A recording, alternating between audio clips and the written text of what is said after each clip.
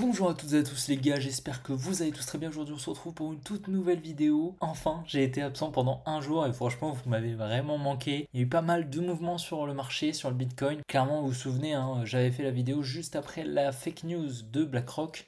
Et là honnêtement on a un marché qui pump très clairement. On a le Solana comme vous pouvez le voir qui fait plus 10%. Donc ça on s'y attendait pas mal. Vous vous rappelez on attendait la supply des 27 dollars et on y est revenu parfaitement. Donc ça c'est magnifique. On a le XRP également qui pump. Il me semble qu'il y a eu une news sur le XRP qui ramène un petit peu de volatilité sur le marché. Et puis on a le Bitcoin qui pour moi commence à devenir de plus en plus bullish. J'ai pris un stop loss hier sur le Bitcoin que je vais vous montrer. Et voilà les gars, comme d'habitude, je prends 2 secondes pour vous demander de liker la vidéo et de vous abonner si ce n'est pas déjà fait. Donc pour vous rappeler les gars, on fait des vidéos tous les jours. Donc là on reprend le rythme, une vidéo par jour comme d'habitude et tous les dimanches. J'essaye de vous poster une vidéo qui sort un petit peu du commun, un petit peu plus pédagogique en face cam. Voilà, là je suis en train de préparer une grosse vidéo. J'espère qu'elle sera prête pour dimanche, sinon ce sera probablement pour lundi.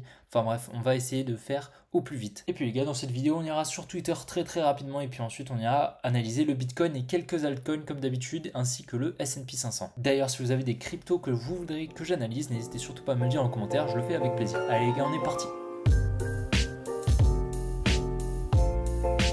Et donc les gars, on a une news assez importante sur les CBDC. Pour vous rappeler, les CBDC, c'est les stablecoins en gros des banques centrales, donc des cryptos totalement centralisés qui utilisent la technologie de la blockchain. Donc par exemple un CBDC euro ou dollar, etc. qui sont émis par les banques centrales. Et là du coup, on a la BCE qui franchit un pas crucial vers l'euro numérique en lançant une phase de préparation de 2 ans. C'est-à-dire que pendant 2 ans, ils vont commencer justement le développement de cet euro numérique. Mais on a quand même Christine Lagarde, donc la présidente de la Banque Centrale Européenne, qui souligne le fait que l'euro numérique sera coexistant avec l'argent liquide traditionnel, donc les billets, les pièces, etc. Donc ça c'est quand même une bonne chose, qu'ils éliminent pas totalement l'argent liquide, bien que à mon avis si l'euro numérique admet une jolie phase de test, on va probablement pencher sur une adoption massive de cet euro numérique et justement l'arrêt total de l'argent liquide traditionnel. C'est vrai que pour les États l'argent liquide c'est un enfer clairement, parce que on peut pas le tracer, il y a beaucoup de fraude, beaucoup de gens qui ne déclarent pas leurs impôts parce qu'ils ont du cash, il y a le financement du terrorisme, etc. Bien pire que sur les cryptos bien évidemment. Le cash clairement représente une énorme partie des transactions illégales dans le monde, et clairement le fait que les banques centrales commencent à se préparer à un euro numérique ou à des monnaies numériques en général, ça va leur permettre justement d'avoir le contrôle sur nos monnaies. Et voilà, comme on l'a vu dans les commentaires, il y a pas mal de gens qui pensent que c'est une mauvaise chose, comme le dit très bien Giraud, en avant vers l'esclavage et la domination de notre monnaie par les États. C'est un petit peu ça. Mais par contre, voilà, on a quand même la technologie blockchain qui ne cesse de grandir, et clairement ça c'est quand même une bonne chose, parce que derrière ces cryptos il y a quand même la blockchain. C'est vrai que c'est quand même une technologie qui est vraiment révolutionnaire et qui va probablement révolutionner le monde de la finance en général. Et donc actuellement on est sur le Bitcoin, donc vous vous rappelez, on était à peu près ici, je crois la dernière vidéo que je vous ai postée c'était à peu près ici, donc on est venu créer de la liquidité qu'on est venu liquider ici.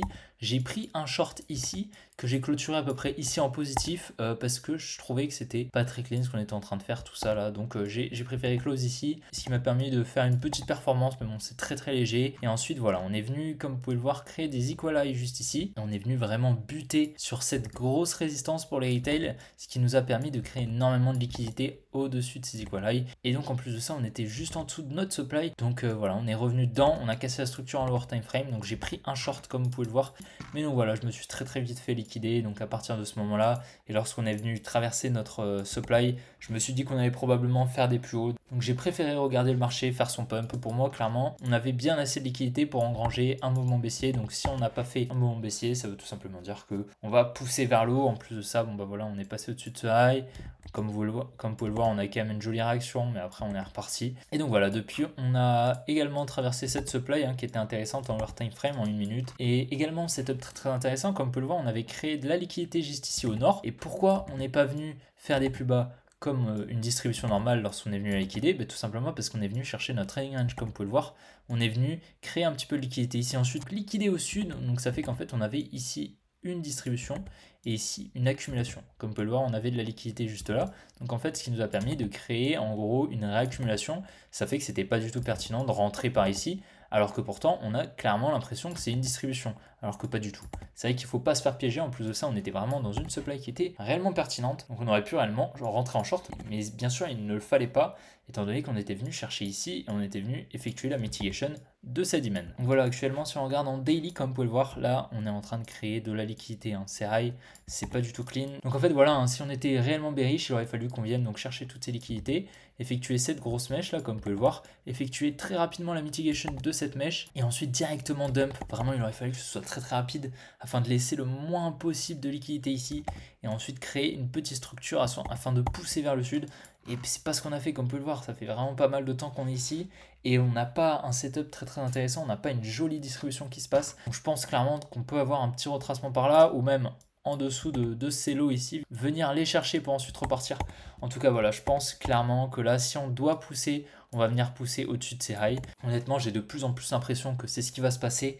Ça nous permettrait d'avoir un mois d'octobre haussier et donc finir le mois dans cette zone à peu près, et ce qui nous permettrait ensuite de distribuer tranquillement en début de mois de novembre et ensuite commencer notre chute d'ici fin novembre, début décembre, et ensuite commencer à accumuler en janvier, ce qui me paraîtrait un bon timing honnêtement. En plus de ça, si on regarde, voilà, ici on a une très très jolie résistance pour les retail, donc très clairement si on vient passer juste au-dessus, hein, si on fait un petit truc comme ça, tac, et venir distribuer juste là, et ensuite redump, venir chercher les 21 000 et ensuite repartir au nord, ça me paraîtrait tout à fait confluent qu'on vienne voilà, par ici.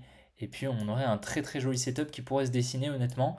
Donc on va voir ce qui peut se passer, mais c'est vrai que là j'ai vraiment l'impression qu'on est de plus en plus bullish. En plus de ça, hein, si on regarde, on a clairement la même distribution que celle-ci, hein, clairement. C'est globalement à peu près la même chose, hein, comme vous pouvez le voir. En termes de liquidité et de création de liquidité, c'est globalement la même chose. Donc si on s'attend à un mouvement de taille équivalente, on peut littéralement s'attendre à quelque chose, voilà, revenir autour de notre résistance ici, et donc qui nous permettrait vraiment de distribuer ici, tac par exemple, et puis venir liquider et puis rechuter. Ça me paraîtrait tout à fait pertinent.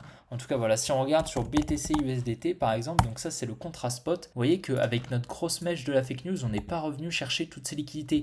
Donc c'est vrai que c'est assez bullish honnêtement, parce que là regardez, on bute en plus, on bute, et donc là il y a énormément d'ordres à venir chercher pour la smart money, donc clairement là on est en train d'en créer de plus en plus. On vient créer littéralement une grosse résistance, hein, qui avait fait support ici, et qui avait refait résistance ici, et donc là on va venir très probablement la casser tout simplement, et ce qui va libérer énormément d'ordre pour la smart money. Donc voilà, je pense que c'est clairement un scénario qui est assez plausible. Donc voilà, je change de scénario on va dire, mais c'est vrai que là j'essaye de jouer un petit peu sur ce que le Bitcoin nous dessine. Il y a pas mal d'événements qui étaient assez durs à timer sur ce Bitcoin. Donc voilà, hein, si je dois prendre un trade, j'attendrai probablement encore un petit peu le temps qu'une réelle direction se prépare. En tout cas, si je dois prendre un long, ce sera après un petit retracement, même probablement en dessous de ces lots. Par ici, même peut-être cette dimen qui paraîtrait tout à fait pertinente. En tout cas, on va voir ce qui peut se passer, mais c'est vrai qu'on a des equal lows juste là, juste au-dessus de la dimen, comme vous pouvez le voir. Donc on peut littéralement revenir dedans et ensuite repartir au nord. Ça me paraîtrait totalement confluent. Maintenant voilà, pour le moment, on va regarder ce qui peut se passer et puis on regardera dans les prochaines vidéos où est-ce qu'on peut réellement attendre le prix, dans quelle dimen, dans quel supply on peut attendre un retournement. Donc je vous invite réellement à vous abonner pour ne rien louper bien évidemment, et en tout cas, on est direction liquidation ainsi que les altcoins. Donc voilà, hein, comme vous pouvez le voir les gars, sur les liquidations en 24 heures, c'est clairement un champ de bataille. On en a au nord, au sud, enfin bref. Il y a vraiment de tout, honnêtement, là. Clairement, les liquidations ne peuvent pas nous donner une réelle direction.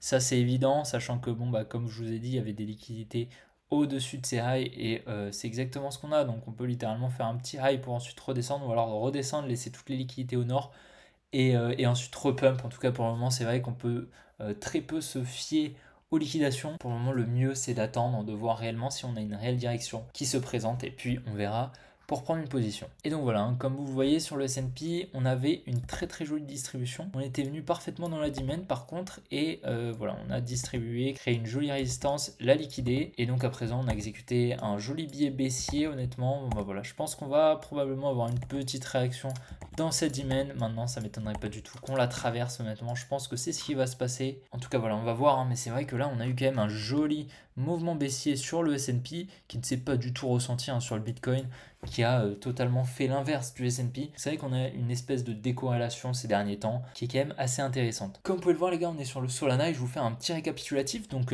si vous vous souvenez, on avait déterminé cette dimen comme retournement. Au final, on l'a légèrement traversé, mais on avait créé un support qu'on est venu liquider, et donc à présent je vous avais dit qu'il était très très probable qu'on continue la hausse. En plus de ça, on avait créé de la liquidité juste là, et puis on a créé encore plus de liquidité. On est venu conforter cette résistance qu'on avait déjà marquée juste ici avec ces equal high, et donc là on en a ajouté encore plus, et on a eu un joli rebond pour ensuite pump. Donc honnêtement, il y avait vraiment un joli mouvement et on a parfaitement forecast les mouvements, et ça fait vraiment un moment que je vous avais dit que j'attendais le Solana dans cette supply avec ce high qui était probablement protégé. À présent, je pense qu'on peut littéralement s'attendre à un retournement. Mais bon voilà, on peut largement casser ce high honnêtement.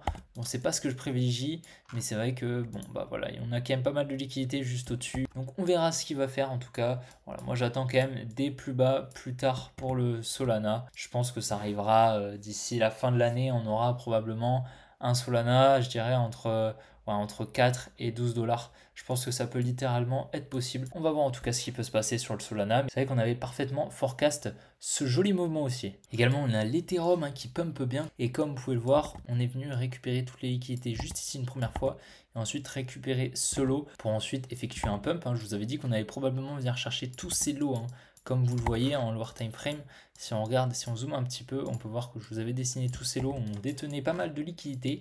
Et donc c'est exactement ce qu'on a fait avant de pump. Maintenant je pense qu'on va venir liquider ce high. Honnêtement on est assez bullish je pense. À présent, bon voilà, on va pas non plus aller très très loin. Je pense qu'on pourra s'arrêter avant cette mèche.